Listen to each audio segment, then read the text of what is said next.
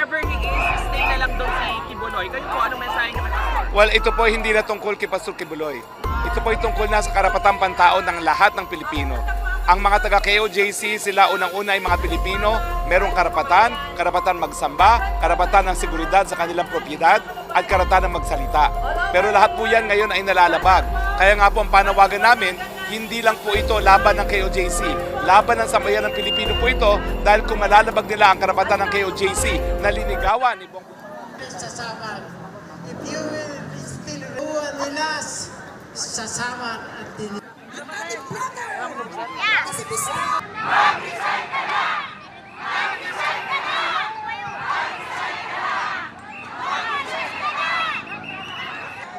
Sa ating mga... Dito na lang. Well, ako'y nakikiusap sa mga Manila Police at sa buong NCR Police na huwag kaming galawin dito dahil hindi naman kami pumunta dito para makipag-away. Kami lang ay nananawagan na Marcos resign dahil sobra na itong ginawa sa Davao. Nakita nyo naman sa private property, pinasok ni General Torre ang lugar na private at sacred sa mga Kingdom of Jesus Christ missionaries. I'm a pure Catholic, but I feel with them. So ako'y nakikiusap sa mga Police Manila na huwag niyong gagawin yung ginawa ni Torre sa Davao. Dahil nakulong na ako dati. Hindi ako itatapon ko itong wheelchair na inuupuan ko sa unang pulis na lalapit sa amin. Kahit magkamang ako, ilalaban ko itong aking wheelchair. Kaya kami nakikiusap.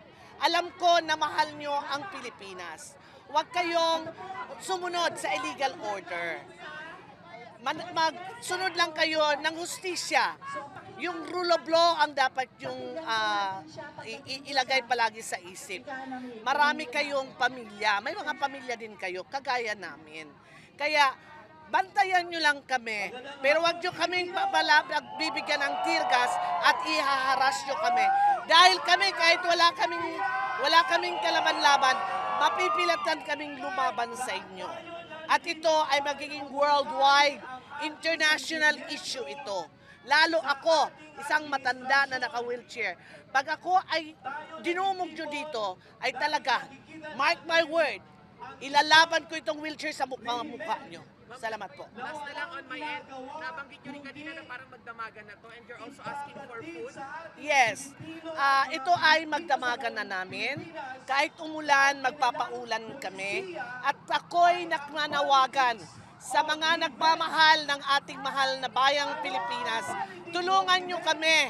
Kasi ito ay kanya-kanya. Wala ito ng hakot. Wala kaming mga pera. Kanya-kanya kami. Humihingi ako ng tulong na padala nyo kami ng pagkain dito, tubig, at kung anong maibigay nyo sa aming pagkain. Pagkain lang ang hinihingi namin. Dahil hanggang hindi kami dumami dito, hindi kami aalis dito. May mga padating pa rin, nagtitext sa akin, may mga marami nang darating. Kaya ako nakikiusap ulit sa mga kapulisan. Pabayaan nyo kami na ilabas lang namin ang tunay na saloobin ng sambayan ng Pilipino. Hindi kami makikigulo sa inyo. Bantayan nyo kami because you are there to serve and protect. Don't serve one person here. Ang inyong mga sweldo ay galing sa amin na mga taxpayers. Kaya ang utang na loob nyo ay galing sa taxpayers. Hindi yung nakaupong bangag na presidente dyan sa Malacanang. Kaya mag-stay put lang kayo, wala kaming gagawin sa inyo, hindi naman kayo namin mumurahin. Dahil pasalamat kami na babantayan nyo kami. Pero huwag kayong manghaharas sa amin. Dahil ako'y mangunguna dito. Talaga, hindi ako uuwi.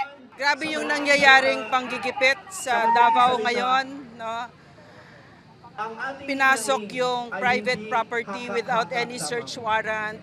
And this is the home of thousands of members of the KOJC, mga bata, mga matatanda. No? So, maliwanag, the Marcos administration has made it very clear time and again that this is no longer a country of laws and that he is in fact a lapdog of the US. Kasi yan, all these machinations that's happening now in Davao, the hand behind it is the US.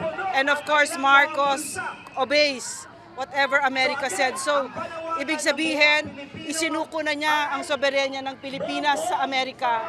So he has made it very clear through Torre that this is no longer a country of laws. So for me, he has also made it very clear that he's no longer president. He has no capacity to lead. He has no moral authority to lead. Harry, nabanggit po ng mga supporter na parang wherever he is, stay na lang doon si Kibuloy. Kayo po, anong mensahe niyo kay Pastor? Well, ito po hindi na tungkol kay Pastor Kibuloy. Ito po ay tungkol na sa karapatang pantao ng lahat ng Pilipino. Ang mga taga-KOJC, sila unang-una ay mga Pilipino, merong karapatan magsamba, karapatan ng seguridad sa kanilang propiedad, at karapatan magsalita. Pero lahat po yan ngayon ay nalalabag.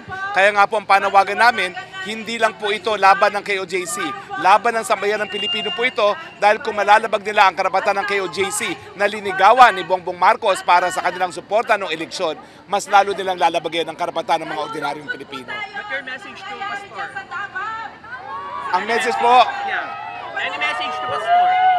well, ang mensahe po natin kay Pastor, napakarami pong sumusuporta sa kanya, napakarami pong sumisigaw ng katarungan para kay Pastor Kibuloy, no? At uulitin ko po, hindi po ito laban ng KOJC lamang. Laban po ito ng sambayan ng Pilipino para sa katarungan, para sa karapatang pantao, para sa isang gobyerno na pinamumunuan na isang tao na nasa tamang pag-iisip.